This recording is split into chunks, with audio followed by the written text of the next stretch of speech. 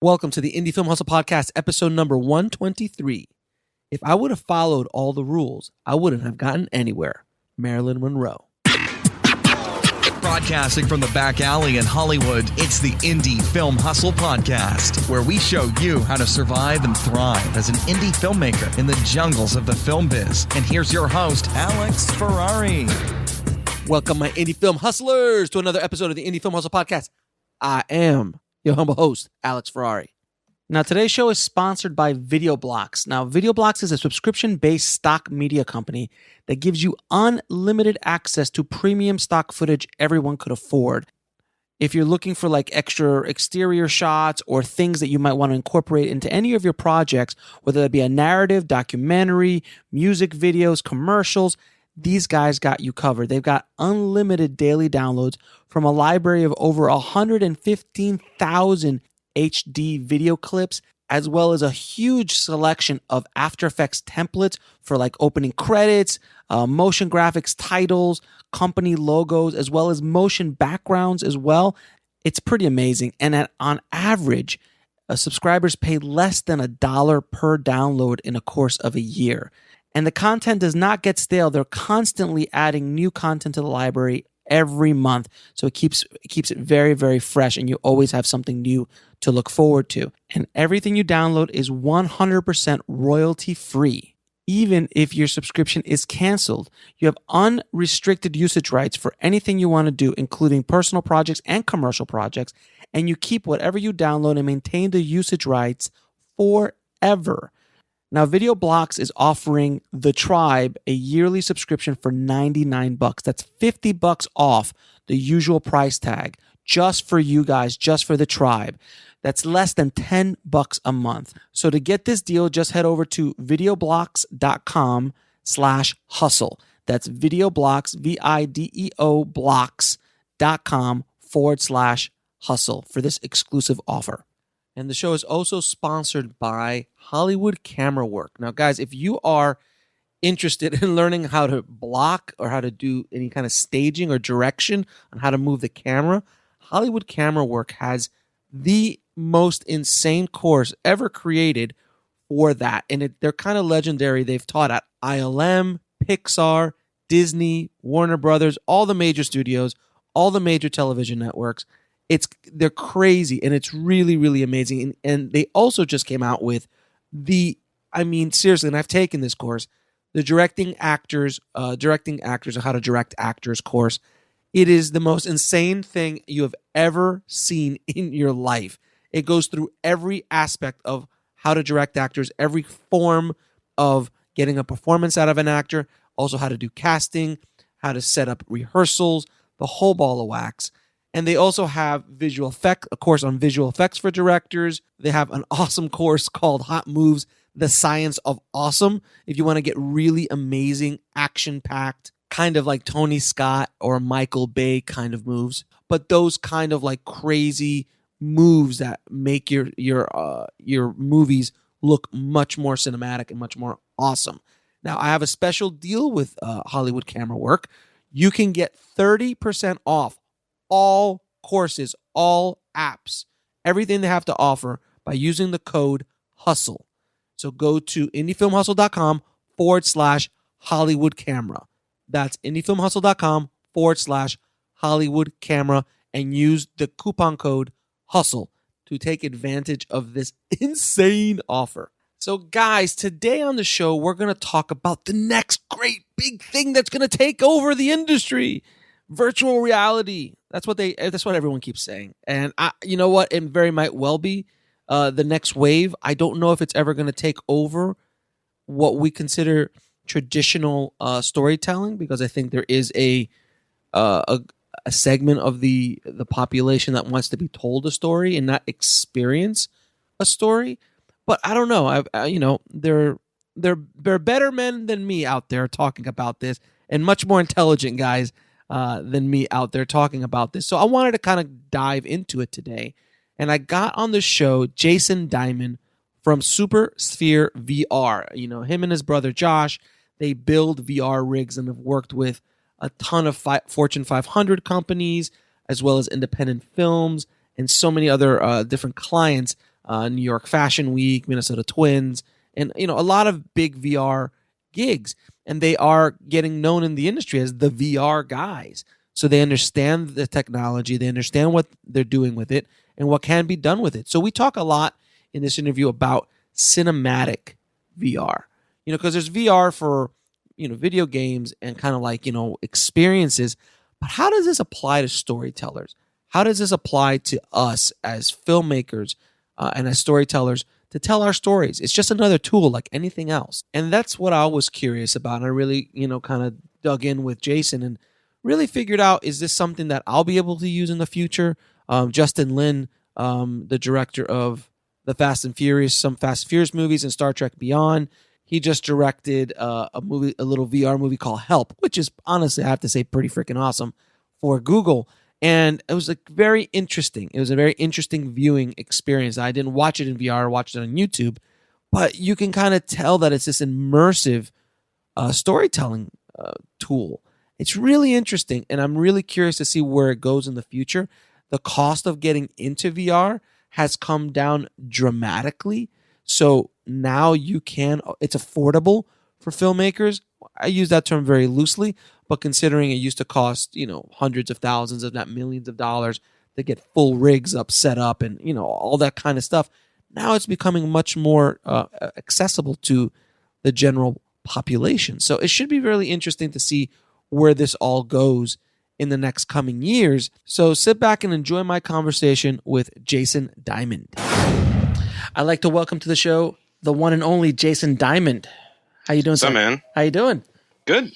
So you're here to educate the Indie Film Hustle tribe, and myself on this new technology that I keep hearing about so much called virtual reality. And I'm going to be honest with you, the last time I actually really even paid any thought to virtual reality is when I saw it in The Lawnmower Man. Yeah. Back in the 80s. Yeah. Because I think you and I are both from the same vintage.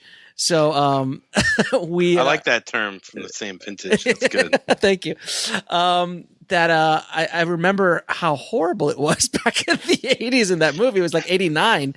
And I went into like a video game, like an arcade.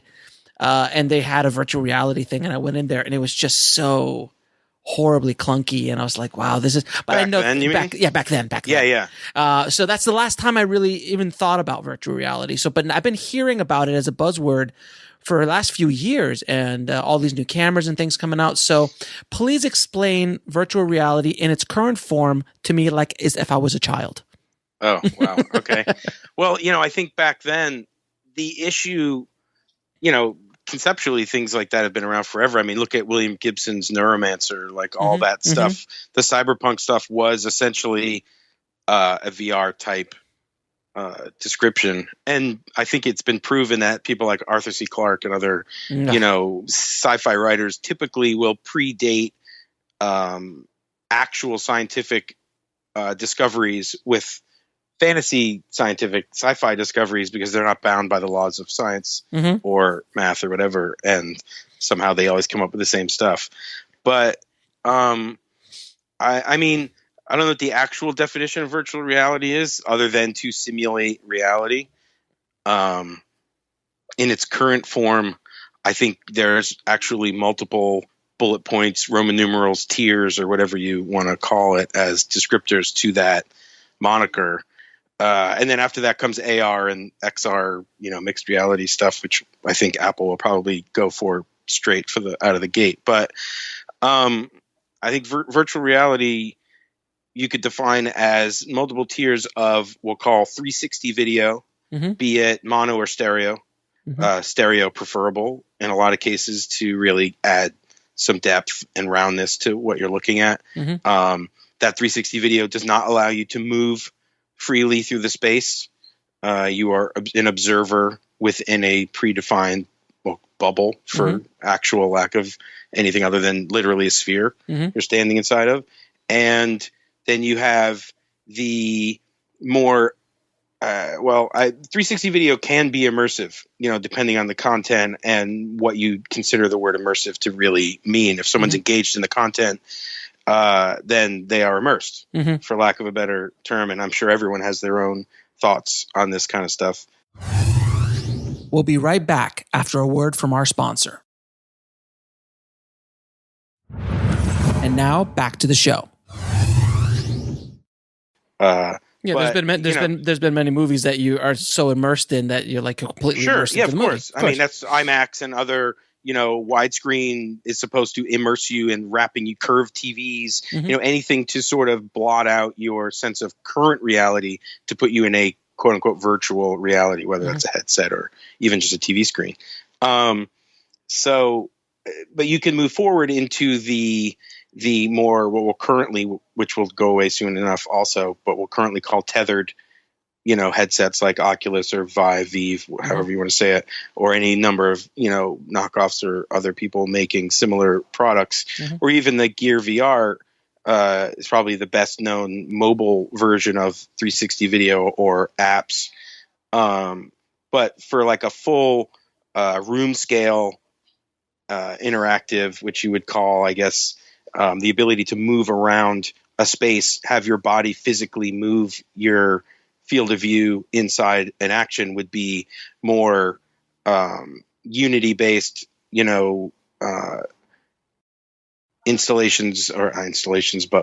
experiences using game engines to, do rendering, things that video games have been doing for 10 years or more. The VFX industry has been working in spherical video for years. Right. So bringing that type of technology to instead of using it for reflection maps or global illumination, or first person shooters, you're changing the controller of your view from your hands to your head. Right. Now, because we've all played video games that you're completely immersed in the world, which is basically what most of those first-person shooters and those kind of adventure games and things like that, Warcraft and things like that. Yeah. But that's all generated in a computer. So what's cool now is that you're doing it all live with like an actual camera or multiple cameras. Now, I have seen I've seen your setup on one of your behind the scenes that you did with the Minnesota Twins that had the 4 cameras that were all kind of like a very wide angle lens, so it kind of gets the entire spectrum. I was over at Cinegear this year over here in LA, and I tested out these little balls that had probably 10 or 15 cameras. GoPro had something similar that like has this little sphere that just kind of records the whole world around it. What is that? Is that similar to what you guys were doing, or is it just different? Well, there's 2 types of acquisition cameras, we'll call them. You have I don't even know what non-integrated and integrated. Okay. Right? We'll call it that. A integrated camera is like the Jaunt or the Ozo, where you have a camera that is purpose made for VR. It is a single housing that has multiple lenses. It's not multiple cameras, it's multiple lenses, and whether or not those lenses are actually camera modules or whatever, doesn't matter. They are all purpose built to talk to each other, be gen locked, to have global shutter if possible, and work together as a functioning one button, one setting type thing. Even if you can manipulate each lens separately, you are working in an ecosystem that is built to do that. Right? That is an integrated camera. A non-integrated camera I'm not making a judgmental line between these, it's purely descriptor, but the non-integrated camera is what most of us or most of the community is forced to use at this time, which is to take existing cameras and put them together to create, a multi-viewpoint 360 camera to create the sphere and the equirectangular and whatever else you're shooting, panoramas, if that's what you do. And so, size, to dovetail into your Minnesota Twins comment and a Black Magic rig, is when, GoPro was the first company that people made non-integrated rigs with because the camera is tiny. Right. And you want to get the sensor planes as close to each other as possible and the nodal point on the lens and all that stuff to reduce parallax so that you are covered in as many cameras as possible. When you cross a stitch, when you get closer to the camera, you want to be able to still be seen by multiple lenses. Closeness to the camera is a hotly debated point about a lot of, if someone sees a rig, the first thing they'll say is, how close can you cross the stitch line? And can you explain the stitch line? Because I know that might be confusing. The stitch line, let's take the 4-camera Blackmagic rig, right? So you just can think of it in your head as a north, south, east, west, as a plus sign, right? So coming out of the plus sign, let's imagine a V off the tip of each plus, and that's the field of view of the sensor, of the lens, right? In our case, and in most VR camera cases, you're using a fisheye, so let's use 180 degrees as the field of view. So you have a flat line.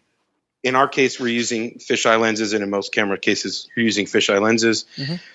So we can consider the field of view 180 for this example. So coming off of each plus, you have a straight line across, right? Those lines will converge in the 45-degree diagonals of each of the plus, right? So the areas where the lenses don't specifically see, the edges of the fields of view overlap. That's the parallax point. So based on how close you are to the field of view overlap, you will not be seen by enough of both of the lenses, in which case you can't use that footage because you can't hand off any content from one lens to the other. Does that make sense? Yeah, it makes perfect sense. Okay. So given that, that's when people say, well, to back up slightly. So the better overlap that you have, the closer someone can come to the camera potentially, although with in a VR sense, because it is virtual reality, if someone stood 2 feet from you, it probably wouldn't be very comfortable. And you probably wouldn't want that to be, outside of a specific narrative need to do that. So in most scenarios, people aren't going to come 2 to 3 feet from the camera. But that is, again, I'm sure there's tons of people listening to this who know about VR who are like, that's bullshit, whatever. But that's, it's, I'm just speaking on a larger general scale here.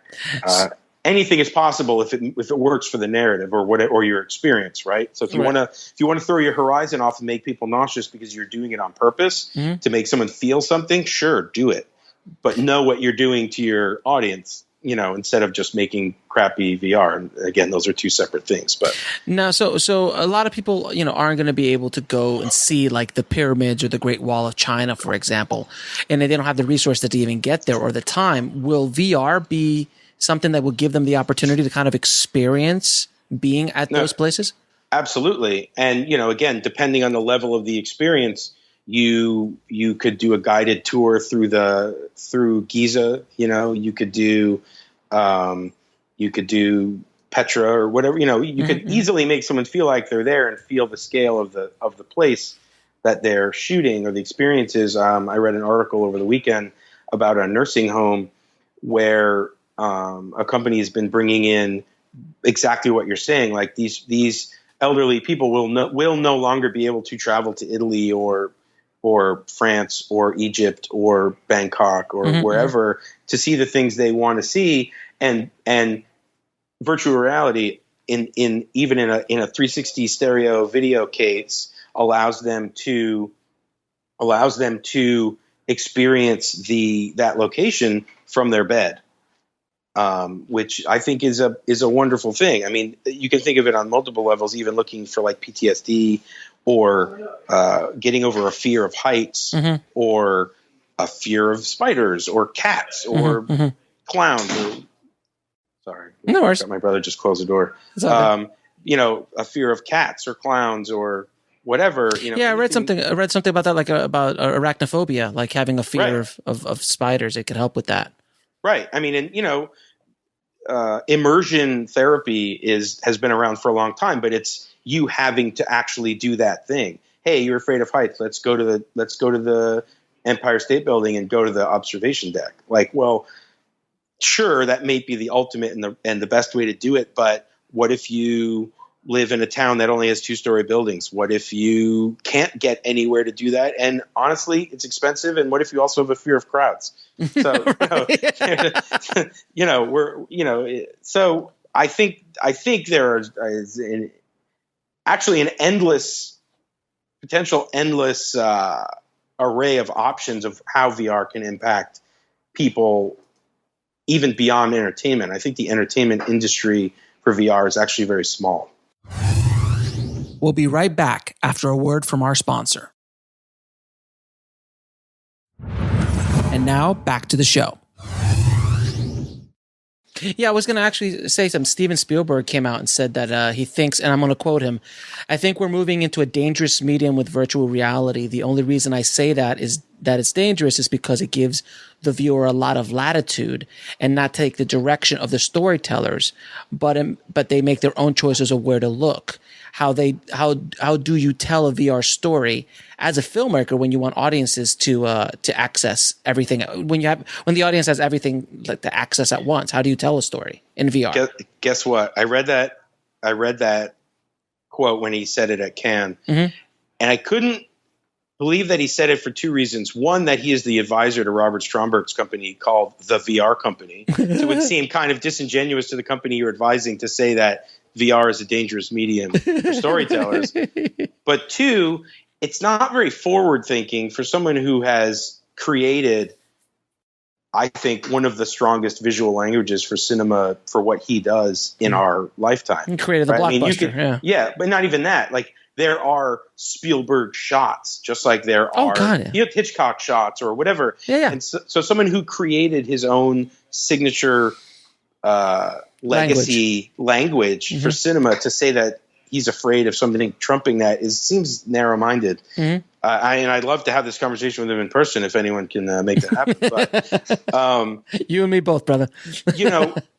let's take VR aside out of that comment, and let's say, you know what? I went to the movies with my kid over the weekend to see a movie in the theater, in the comfy seats, laying back, reclined, and if someone's bored, you know how I know that? They're looking at their phone in the theater. Yeah. Right? Sucks. They have just as much of an opportunity to disengage from the screen without having goggles on as if they had goggles on.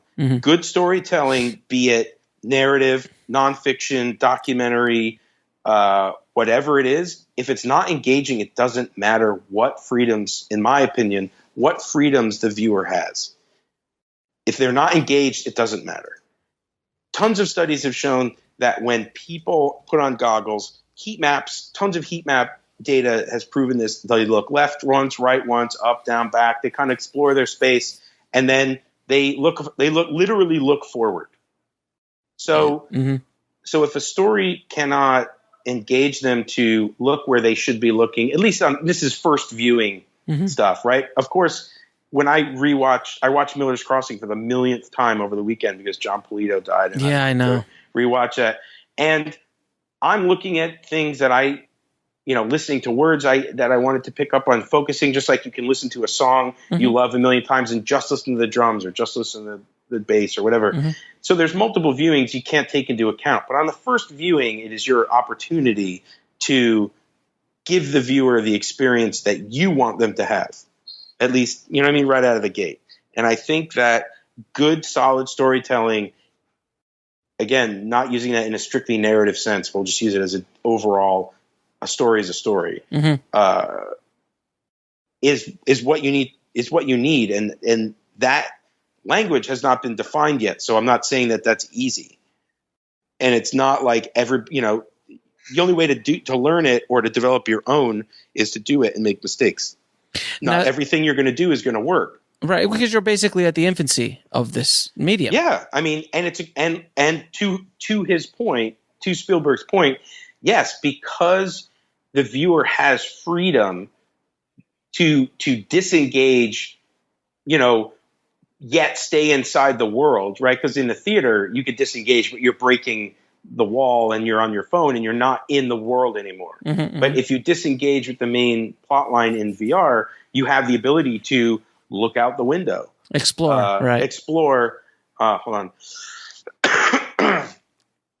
You have the ability to look out the window, explore, look around the world you're in, which I don't think is a bad thing because, when we do narrative things, I like to try to build in secondary and maybe even tertiary plot lines that if the viewer decided to not follow the main storyline would still get, the person they're talking to in the conversation gets up and walks away at a certain point, right? So then, okay, well, I can't look in that direction anymore. I can, but now there's boring. That person left. Maybe I'll re-engage with the person in front of me who is, delivering the lines or whatever it is. I mean, it's a basic example, but, No, I get you. I know, I get you completely. And there's one movie, well, there's a couple that come to mind, but one specifically that I would have loved to have a VR experience with was Avatar, because that world is so beautiful. Like, you just want to live there. Like, you just want to walk around and see what James Cameron came up with. That would be a room scale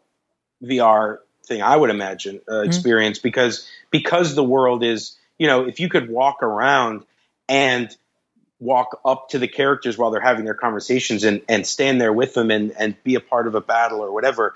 It's not a game per se, although it could be, but I think the ability to be there and move around would, in that case, would be the best implementation of that. And moving down the road in what they call the 6 degrees of freedom is what everybody's moving towards, which is being able to, even in a 360 degree, and that's mainly in video, right? Mm-hmm. In video games, you have that because you can move around and look around stuff. If you move your body, parallax changes. If anyone listening or you have never put on the HTC Vive or Vive, I'll say that every time I say it both ways. I don't know why. And do Google's Tilt Brush. Mm-hmm. That is the most mind-blowing app ever. Mm-hmm. And it's so simple. Oh, I can draw a circle and then I can walk around it. That's pretty badass. And draw around it and draw through it and draw volumetrically and draw with clouds and all sorts of stuff. That's the ultimate, VR experience. We can't do that with video. Eventually we will be with light field and other LiDAR and other types of technology that gives us depth map information and allows us to create occlusion and parallax and things in video captured environment. So basically we're all heading towards the holodeck. I mean, yeah, pretty much. That's the what we want to holodeck is XR for lack because there's no headset, yep. Right? You just walk into the environment. You're walking into an environment. It's like Hunger Games mm-hmm. or those kind of things where you are, or Westworld. I think the trailer for Westworld shows that they're simulating or at least showing that they have control over an environment from far away. Mm-hmm. But yes, the holodeck is the overall goal. I think goal for certain things. I guess everyone could have a holodeck in their house. Depends what the technology is, but the Void. I don't know if you know about that. It's in Utah currently. Is similar to that in that you have a tethered experience because I think they put something on your back that holds the all you need for the goggles and everything. Mm-hmm. And you walk around in a black warehouse, right? But in the goggles, you're seeing and working things out and you pick stuff up. And I think they have real things that you grab mm-hmm. in certain areas. There's like a tube, but it could be, I might be speculating about some of this, but someone was describing it to me and I hadn't been there. But that is the current experience of that. And, it's supposed to be incredible. Now, did you get the chance to see Justin Lin's VR short film Help? Yeah. What did you think? No. What did you think of that? I thought it was amazing. I mean, that's the Mill. The Mill does incredible work. Mm-hmm. That is a great mix of CG and video. Mm-hmm. But it's done at a very high level and it's very expensive. Oh God, there's not a lot of people that can do that. The indie world is not doing VR anytime soon. Well, they are, but not you wouldn't be able to unless your friend's company that is helping you, like in traditional media, your friend's company would be, a small production company that owned a Red or something mm-hmm. would lend it to you to make your indie film. If you had a friend who's a small production company that had a Unity developer and CG, VFX guys, then sure, you could pull that off. But yeah, in a normally budgeted environment, it would be very hard to do something at that level. But that doesn't matter. I mean, we're working at a certain level, and mm-hmm. some jobs are bigger than others, and you work to give each job its due.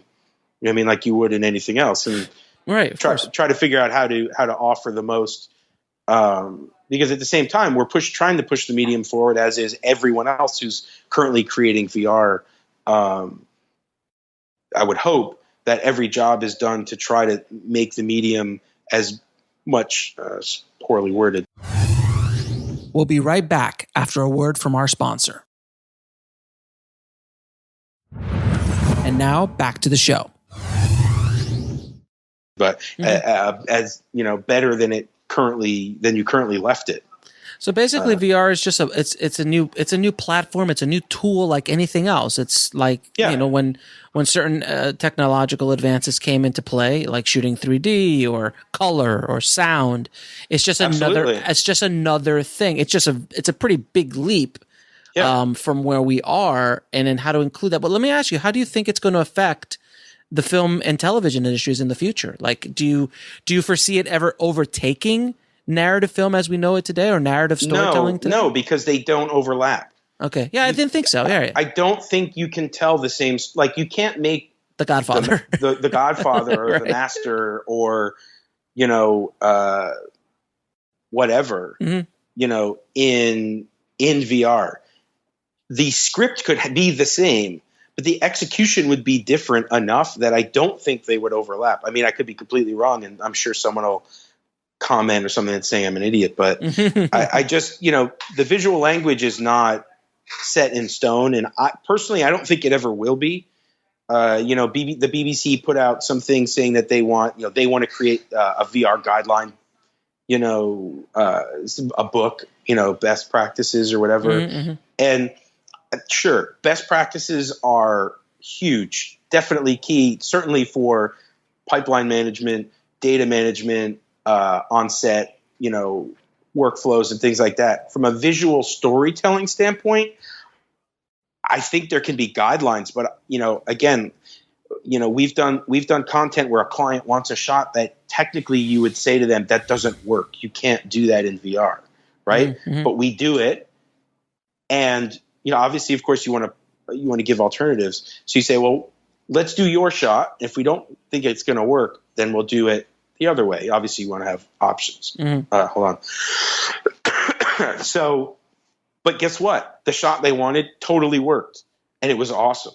And it's a golf piece, and they wanted the camera on the ground. And this was a 5 Red Dragon rig. Wow. And so we have the camera like 1.5 feet from the ground, with the cup like basically what would be maybe a foot in front of your feet. And Paul Azinger, who's 1993 PGA champion, putting at you. This is just the last shot. There's a whole piece with him, but he's putting at you and drops it right in the cup. But when he walks up to you, you feel like he's like 10 feet tall, but it doesn't matter, because at that moment, contextually in the shot, it makes total sense. If you did that somewhere else, it wouldn't work. Right. So, and we may never be able to do that shot again. Right. You know what I mean? Right. So there are visual language, what you will call it visual language, cues, ideas, shots that may be context specific to a movie, and you will never do again. There will be other things that I think you will use over and over again. Right. It just depends on the kind of story you're trying to tell, and what type of experience you're doing, whether it's an immersive experience like walking through the Pyramid of Giza, or doing a golf shot, or you know what? Doesn't always have to be immersive. Maybe it's just a training video that a new plumber needs to learn how to, put in a piece, and he can sit in his house and watch a training video that shows him how to take the piece apart and do it. And if you went even a step further and you had the 2 hand controllers from a Vive, you could, actually manipulate the part and do the operation. Like that kind of stuff is personally, I think, going to be way more impactful than Spielberg's VR movie. You know what I mean? Right. To the world, to the overall, the technology helping people and helping mankind move forward. Movies do that because they create regular movies. They create, the ability to empathize with people, hate people, like people, love people, or experiences. And I think you could do the same with VR. But I think manufacturing and workplace safety and, like we said earlier, PTSD and other things like that, I think will have a larger lasting impact on the world than movies. Right. And I think that, if we're going to go into the holodeck example, that the holodeck is what we're all kind of going for. And I'm trying to think about watching a movie in the holodeck. It's a completely different experience of like watching The Godfather, let's say, in a holodeck. Like you're there with Michael Corleone. You would be in the movie. You would be in the movie. Watch goes away. Right. You're in the movie. You're hanging out. You're hanging out with the guys. You're sitting on the couch watching this thing go down, which is a completely different experience than the way Coppola directed you to watch the film. So exactly. I think that, and this is just my personal experience from what we've discussed so far, I think that VR has a much larger capacity to help, like you said, help humanity in many other ways other than storytelling and other than, competing with a movie or a television show. I think there will be those aspects of things in the future. But even if today we had the holodeck, we had the technology of the holodeck, like, you and I can walk in and I'll, walk into The Godfather, walk into Jaws, on the boat, and like, it would be fun, but I don't know if I don't think it's going to be it's not going to be as impactful as like what you just said with a surgery training or walking the Great Wall or that kind of stuff. And the million other kind of things that can be done with it. I just don't think it's going to have the impact. Well, I think to backtrack a little bit and be slightly contradictory to myself, I think movies and entertainment has a huge place in VR. Of course. I just think that maybe they won't be called movies. Maybe they'll be called experiences. Maybe they'll be called something else. Right. It's not, I think I got into a debate with a couple of people on Twitter about the term cinematic VR. Right. People take these words like cinema and apply them to what they see in their head. They want 24 frames per second and that look to translate to VR. And currently it cannot. Because you actually want more frame rate at a certain point, at least in the goggles. On a computer, maybe not if you're just clicking and dragging. But on the headset, your eyes move fast. Your brain refreshes very fast. And you need higher frame rate to really, when you turn your head, not feel like you're drunk or there's a stagger of frames, with motion blur and other things. You need to feel like you're there. Like, I don't know about you, but like I have a thing where I feel like I notice frame rate changes in the real world. Like if I'm feeling a specific way or I'm feeling like sort of groggy or whatever, that maybe I'm seeing in a perceived higher frame rate played back at 24, right? Yeah, right. But people say when they're in a hyper alert state, when they're in a really busy and whatever, and the day flies by, that maybe you felt like you were at 18 frames a second. Your body will, sometimes it's really bright outside. Obviously your pupils narrow and other things happen, simulates camera irises and things that you feel a sharp shutter kind of vibe, right? You feel these things and you want these things to move into VR. I don't think we have the cameras to do that yet with, but they're getting there. They're getting there. I think they're going to be larger structural changes. It's not a deficit to the current cameras available. I think that there is technology that needs to come into play to manipulate time and space to function differently in a spherical environment than it does on a flat plane sensor being forced to curve with a fisheye lens. You know what I mean? I think, and we're forcing it, right? And that's fine. There's nothing we can do about it. I mean, it is what it is. And going back to the Blackmagic cameras, to make a rig that because we come from a traditional cinema world and we have reds, we got one of the red heliums, 8K Super 35. I mean, we appreciate resolution and dynamic range and depth of field and all those things.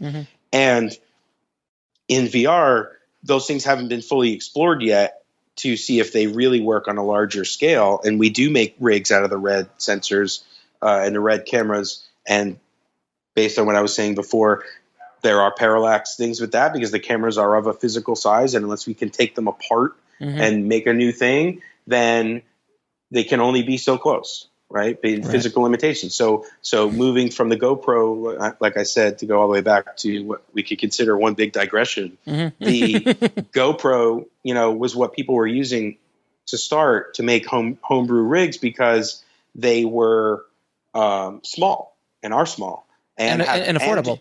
And affordable and inherently have a wide field of view, right? So, GoPros are small, affordable. They inherently have a wide field of view, and they can be very close. So you can do rigs that have smaller parallax and other things because they are close together.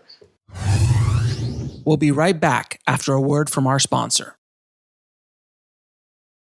And now back to the show. But they don't have Genlock. They don't have this. They don't have that. Now they do, but we're talking, a few years ago when everyone was starting. So everyone's looking for tiny camera, wanting better sensors, better lens options, better, what can we do? So then, last year Blackmagic came out with, or maybe a little longer ago, with the Micro line, Micro Cinema, Micro Studio. And all of a sudden you have a very tiny form factor that has SDI, has Genlock, has their DB15 sub, D sub connector that they provide the pinouts for, so you can make your own cables and do other things. You have this somewhat open platform with a reasonable sensor, Super 16 size sensor with good dynamic range that, if you use the cinema camera, records ProRes internally at 60 frames at 1080, or you can have a nice 10-bit video SDI out of the Micro Studio and record into anything you want. In our case, we record into the Apollos, the Convergent Design Apollos, because we want to have as few recorders as possible on the rig. And the rig we're using is Alex Clive's Mini i4, and we've known Alex for a long time, and we worked together on a 9-camera rig, 9 Blackmagic camera rig that we used on a Chromat Red Bull Fashion Week piece last September.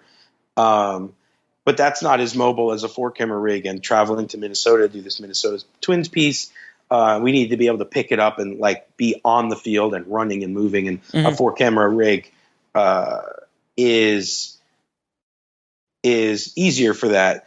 The 9-camera rig would give us a better resolution because we had more overlap and could make a bigger stitch, like a 9K stitch. Excuse me. We get a 6K stitch out of the 4K Blackmagics, but we have to operate at 30 frames a second because those cameras top out at 30 frames at 4K. Well, let me ask you, what do you think the VR experience is going to be in the future? Like, if as far as projection is concerned, how people will experience it, like huge domes. I mean, domes. We did a dome piece this year for the Panorama Music Festival with a company called the Invisible Light Network. That was shot on Reds, and they mixed it in a After Effects environment, and we shot these dancers in a black room, wearing black with different illumination things, lights coming from under the camera and whatever, and then Invisible Light Network took it all and put it together, and that was in a 180 70-foot inflatable dome. And I think I wasn't able to go see it when they had it finally finished, but I think domes are incredible because you can experience something on a mass scale without goggles. You can still get high resolution. You can still get ambisonic audio in the way that it's not ambisonic in the same way it is with headphones, but you're still feeling the audio from directional, theatrical style audio where it's all around you. And it's amazing. It is a different type of experience. Right. You know what I mean? Much like watching a movie on your phone is different than watching it on a 70-foot screen. Of course. You know what I mean? They feel different. They both have their positives and negatives. And, I think that there will be multiple technologies in the future that will, I wouldn't say ubiquitize, but will sort of start to carve out sort of certain exhibitional models, like domes, like the Void, like,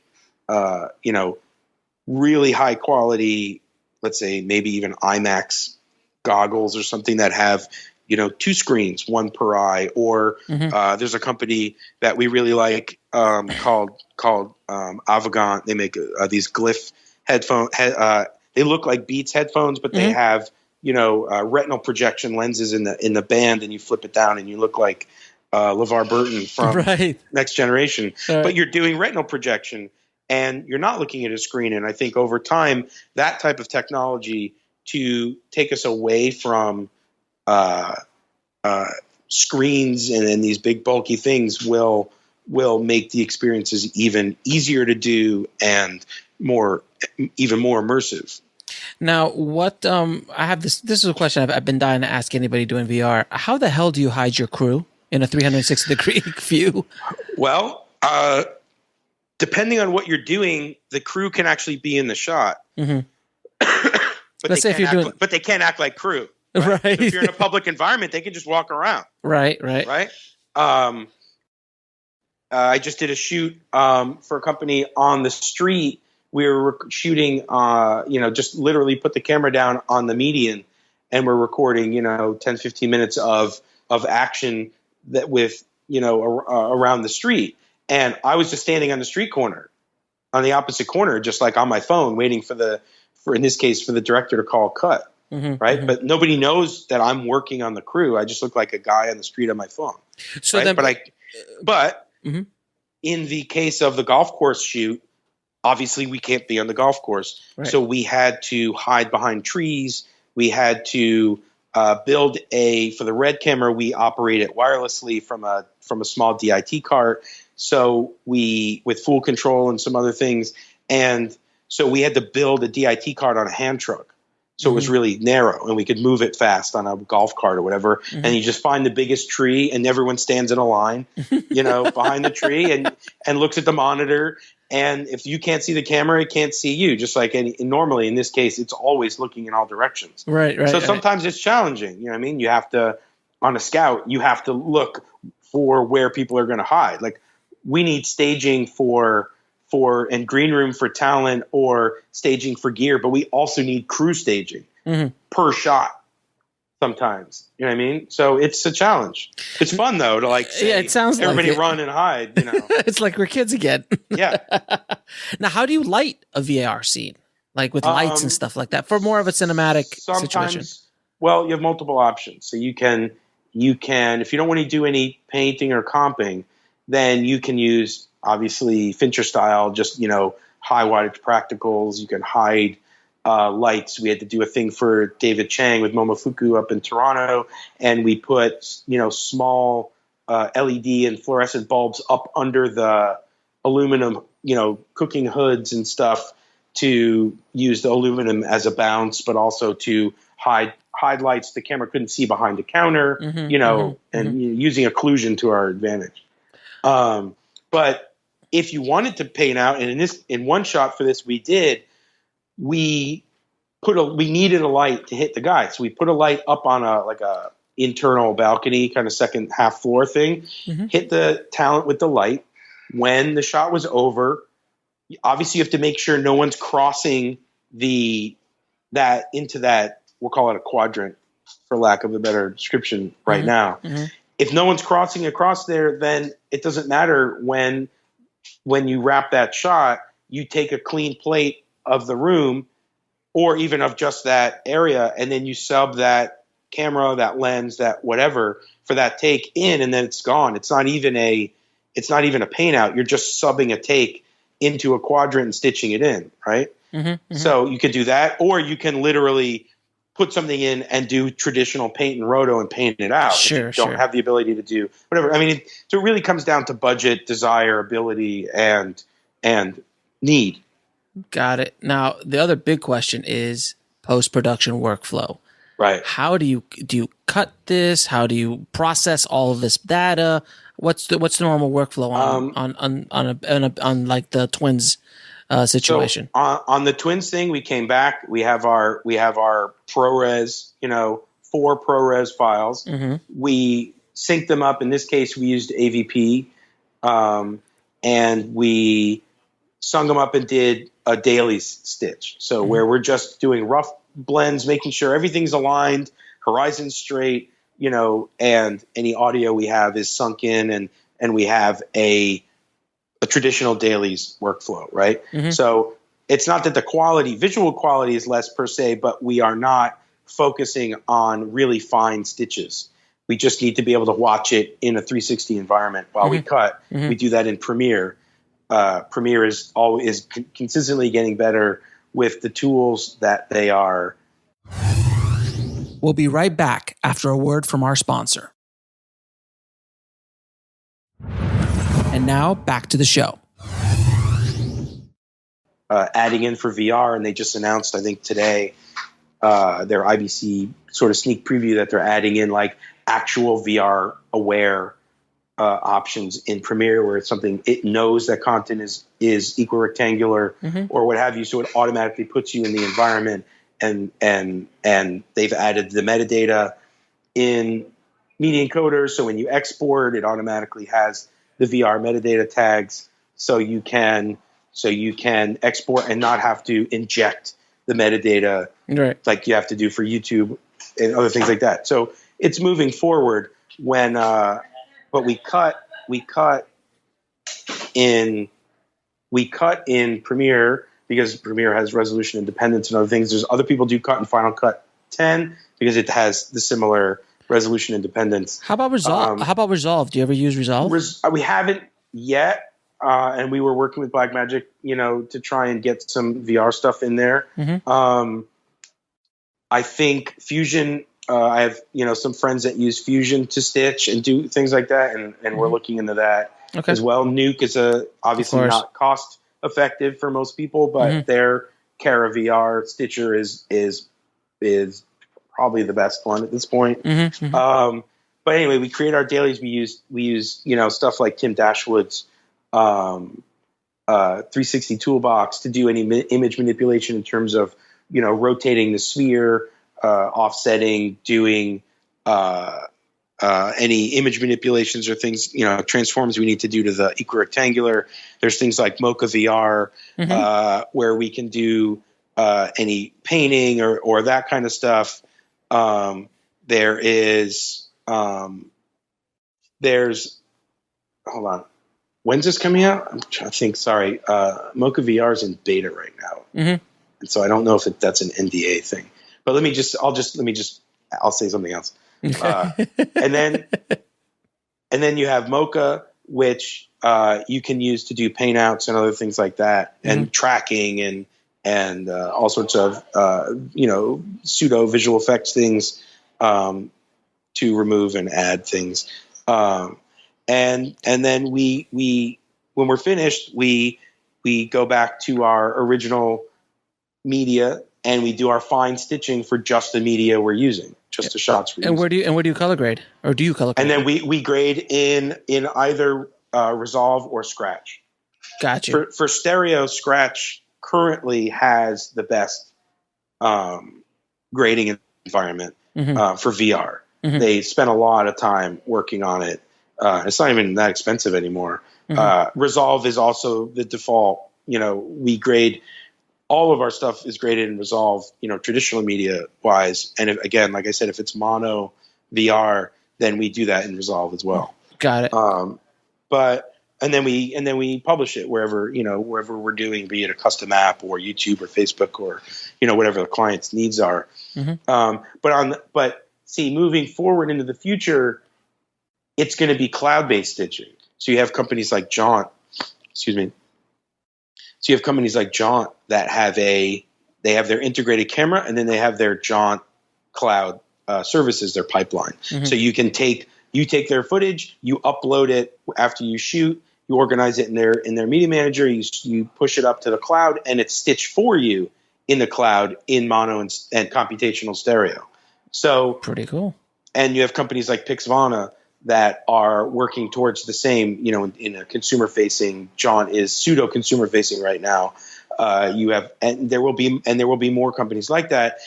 Human beings do not need to align cameras and stitch them. Right. Computers are perfect slave armies to do that. What humans do need to do from a stitching standpoint is the artistry of comp, paint, and roto, which a computer can never really do. So, but the computers should take us to 95%, And as we all know, the final 5% is always the hardest. But I'd rather focus on that and let things happen in the cloud. We're only limited by our internet service, Right. which is a shackle of the overlords, currently because other places in the world have, like, where's it, Norway or Denmark, have it's in the Citizens Bill of Rights that you have minimally a gigabit available to you at reasonable prices. That's amazing. I mean, yeah. Can you imagine?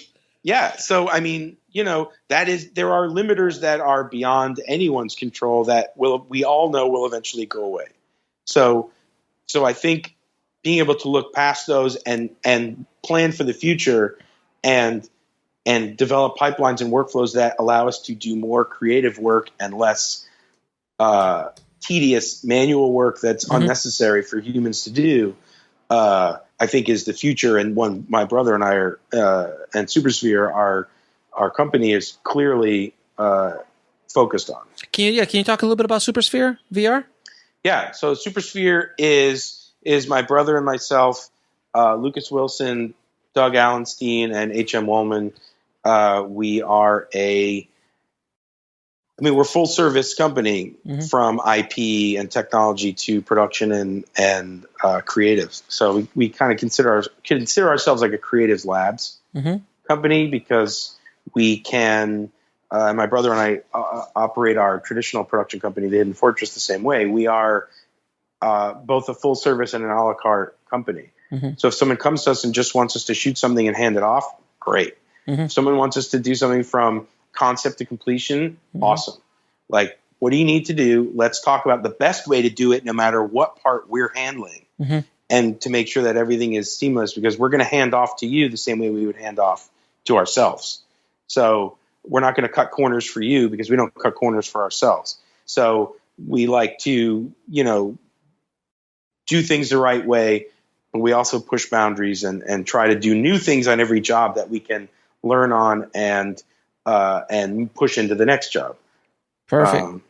Now, one last thing. You guys talked about the Blackmagic camera.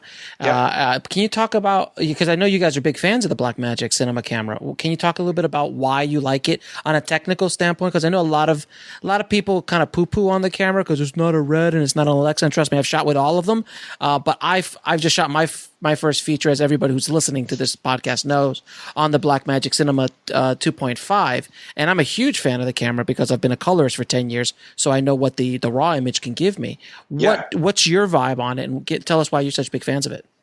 Well, I mean, I think Blackmagic in general has done a great job, bringing affordable, and by affordable, that doesn't mean low quality, affordable cameras to people to be able to do what they want to do and not worry about, I don't have the money to rent an expensive camera, right? And because there's a lot of people who can make great content and make a living, right? So the consumer always wins in these scenarios because we just have choices, right? Choices are great for us. I think Blackmagic did a great job focusing on, in the original camera, the 2.5K sensor is a gorgeous sensor. I think the 4K sensor that came after it had some issues because they were fighting the global shutter thing, and that just eats dynamic range. And I think that was a learning experience for them, which was solved with the 4.6K sensor in both the big Ursa and the mini Ursa. I think that also is I have not shot with it, but the images I've seen and the people I know who have them agree that it is the true successor to the 2.5K sensor. So as a so right now you would not suggest shooting with the 4K. You would go right to the 4.6. I would personally, because the 4K sensor needs a lot of light because of the global shutter is awesome, but you may not always need that. I mean, I haven't had a global shutter on my Reds forever, literally ever, and unless I'm really doing whipping and there's stuff driving by fast and whatever, it's not noticeable. So I think smartly they went for the global shutter for the 4K camera because it is something people were requesting, and a lot of people were bitching about, oh, why can't we just have a global shutter sensor? And you say, well, here's why it's hard. Because you can have a global shutter sensor, but in this case, it eats dynamic range. And would you rather have a little more on the top end or low end, depending on how you're exposing, or do you want to kill rolling shutter? That's a side effect of DSLR. The DSLR revolution, for whatever you want to call it, is once everybody learned what rolling shutter was. Prior to the early 2000s and even 2006 or 7 when Red came out, no one really, the average public didn't know what a CMOS sensor was. We'll be right back after a word from our sponsor. And now back to the show. They didn't know what read in and read out times were. They didn't know what that film has rolling shutter descriptively, because time is still time.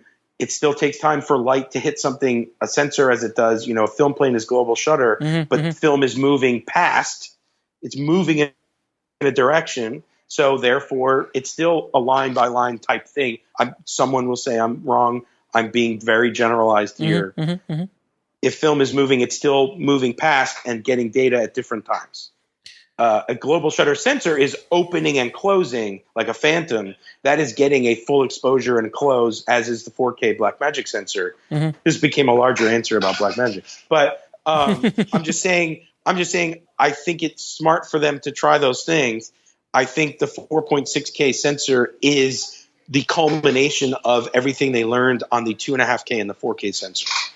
Now, have you used the Metabones adapter? So we never used Metabones on the 2.5Ks. We used them on the Micro Studios with the Rokinons to get a wider field of view, because in traditional media I could back up, I could adjust my frame. In VR, I want the whole fisheye. And the only way to get that is to shrink the image down as much as possible. Now, of course, we're still using a 4x3 sensor would be great, but they don't make that. So because the fisheye is a circle. So currently we are losing information on the top and bottom of the fisheye.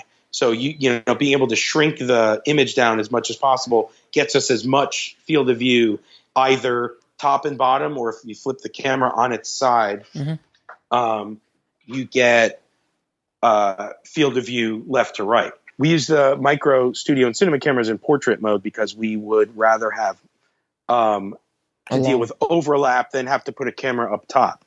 Gotcha. Because if they're in portrait mode, then you get the full width of the fisheye, and if you have a 180 or 185 degree lens, or even coming soon, companies are making 200 and 220 degree lenses. If they're in portrait, then they're going to touch at the top and the bottom, and I can paint out a tripod and I can have all my frames converge at the top. And then I just have to worry about vertical seams, which honestly I prefer to horizontal seams anyway. Right. So just for everybody listening, the Metabones is this adapter you put on to the camera, which actually helps with the crop factor and also gives you another stop of light as well. Correct? Well, it's a piece of glass that's shrinking the image. It's reducing the image in size. So it is taking the image circle, which would normally, let's say, cover half the sensor. It's squeezing that image circle down. Because it's squeezing it down, the pixels are doubling up on each other, giving you a perceived brightness in exposure. You're not getting another stop that would give you a true stop. That would give you like more depth of field, say, or less depth of field rather.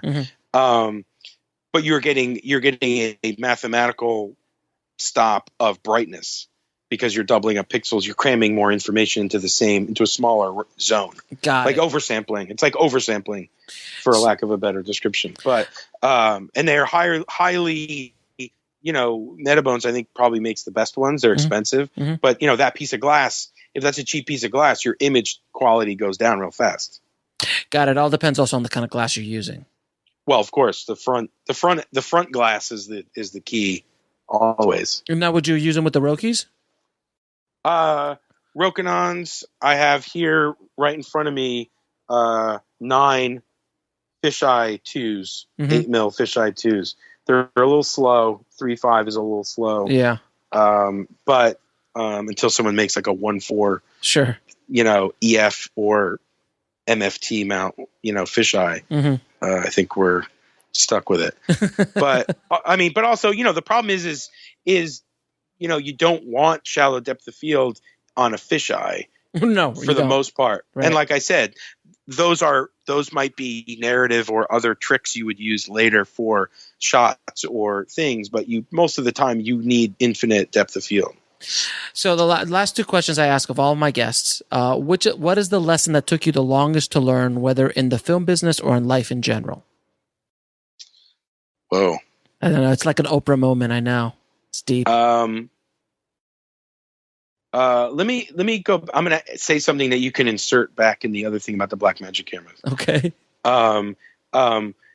So the reason we really like the Blackmagic Micro and studio and cinema cameras is you have a Super 16 sensor, albeit 16:9, giving you this high quality image in a super small form factor. It allows us to do things closer to the way we see them in our heads from a traditional standpoint with a traditional sensor and other things, dynamic range and what have you, but in a VR environment. So they're super helpful and they're not expensive, which is maybe the best point about them. I don't know, but okay. Okay. So to answer your question, yes, to answer my question, what is the lesson that took you the longest to learn, whether in the business or in life?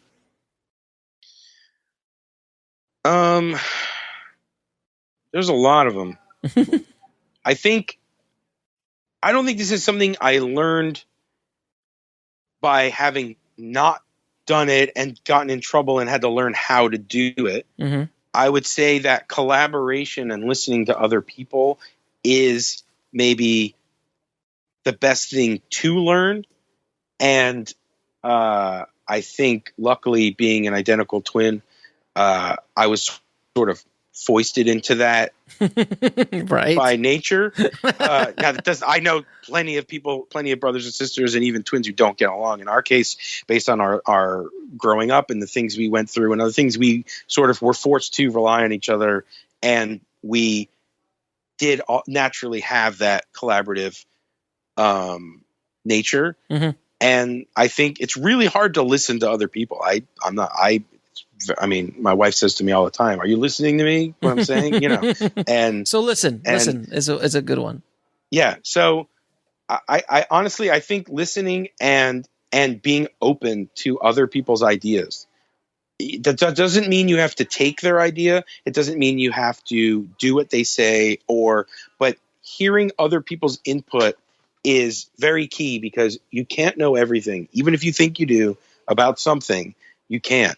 John McLaughlin, one of the greatest guitar players ever, still practices hours every day because he does not know everything about the guitar that he wants to know. Right.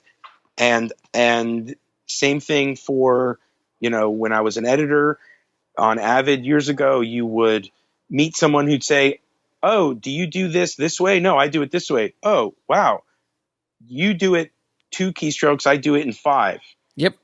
Great. Yep. Okay. And that's on every application. But, I just think communication is a very big deal. And I think it's a lesson. Yeah. It's a lesson to learn. Even if you think you already know it, just think about how you interact with people. And then the last question is, what are 3 of your favorite films of all time? Oh, Jesus. I'm going to say this one because I said I just watched it over the weekend, Miller's Crossing, and I told my kid, who's 10, he asked me what I was watching, and I said, "This is one of my favorite films, Miller's Crossing." So I can't. Okay. I can't go against what I said to my child. Of course. Good film. Very good film. Yeah. No. Can't go wrong with the Coens. Can't really go wrong. No. I would say is totally cliche. It's totally ridiculous. Mm-hmm. But I'm going to say Star Wars. Of course. It's a favorite, but it's a favorite because it's influential in my life and the entire entertainment industry, and none of us would be where we are without it.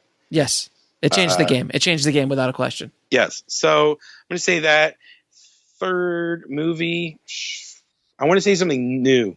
Mm-hmm. I want to say something new that I really loved, because there's tons of old movies that I love. So Batman versus Superman, obviously. I didn't even see. I'm joking.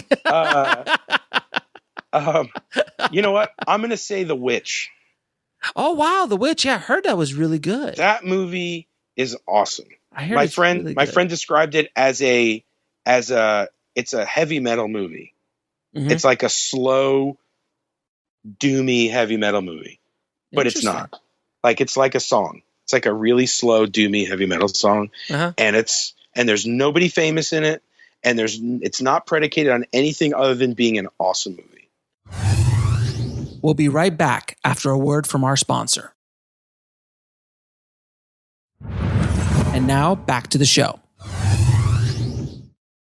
Very good. Very cool. Now, where can people find you? They can find us at our traditional production company, thediamondbros.com is our sort of repository for all the stuff we do as directors. SuperSphere VR.com is our VR company. Mm-hmm. We're on Facebook. Jason Diamond on Twitter. My brother's Josh_Diamond on Twitter. We're sort of all around, an all-seeing eye. You are Hal. Yes. Illuminati sci-fi. Yeah. Well, man, listen, Jason, thank you so much for being. You've educated myself and the tribe on VR, which I was very ignorant before we started speaking. So I feel a little bit more comfortable with VR now. So thank you, brother.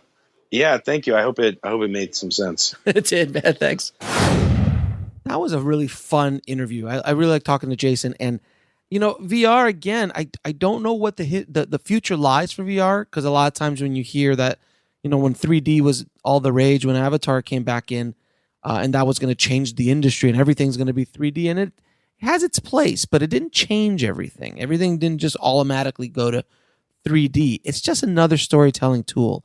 So I think VR will be the future. I think there will definitely be a place for it in cinema and in storytelling. I don't know how that works as a director, because as a director, you are directing. You're telling the audience where to look. You're telling a story visually. Where in the VR experience, you're just literally in the story. So imagine being in the room in The Godfather and not being told what to look at. It's just a different experience. You're not like, I'm not being told, look at Marlon Brando's lips right now as he says this, or like in Citizen Kane, you see Rosebud. If you were in a VR experience, that part would not be as impactful. So I'm really curious about seeing what can be done with the technology moving forward. I don't know if it'll ever replace, and I might famously be saying this, but I don't know if it'll ever replace traditional storytelling with edits and cuts and images like that, because you're being taken on a journey as a director and as a filmmaker, as a storyteller. You're telling the audience what you want to look at, where you want to look at what time, and the power of editing and what you can do with the power of editing. Whereas a VR experience is literally you're just walking around in that environment and experiencing that story firsthand, which is a completely different experience than traditional cinema. So I do have a feeling that it will have a place in the future. I don't think it's going to take over. I don't think it's going to be the thing that everybody watches, but who knows? In 30 or 40 years, that's might be where the audience wants to go, and they don't want to look at tradition. Look at animation.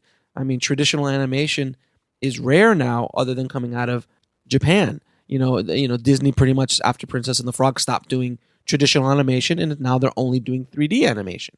So, I don't know. The future is very interesting. I'm really going to be curious to see what happens with VR. But at least now, you and I are both a little bit more educated on VR and what it takes to make VR work, and we'll see what happens. So if any of you guys are doing any VR projects out there, please drop me a line. I love to hear about what you guys are doing. If it's specifically cinematic or storytelling, as opposed to, just an experience in VR, that doesn't interest me as much. But if you're doing something storytelling-wise or something along cinematic VR, I definitely would love to hear it and see what you guys in the tribe are doing. So don't forget to head over to freefilmbook.com. That's freefilmbook.com to download your free filmmaking audiobook from Audible. And guys, if you haven't taken those master classes yet, you've got from Werner Herzog or Aaron Sorkin, for God's sakes, man, it's insane. These are great courses. They're like insane film schools within a 4 or 5 hour period. The things you learn from these master classes are, I learned a ton from the Aaron Sorkin, Werner Herzog. They have Hans Zimmer, the composer of The Dark Knight, coming out, so you really understand what they are doing. And then 2 insane acting classes by Kevin Spacey and Dustin Hoffman. And as directors, you really need to understand what and how to talk to actors. And these courses really help you do that. So head over to indiefilmhustle.com/masterclass to gain access to those classes. And as always, keep that hustle going, keep that dream alive, and I'll talk to you soon. Thanks for listening to the Indie Film Hustle podcast at indiefilmhustle.com. That's INDIEFILMHUSTLE.com.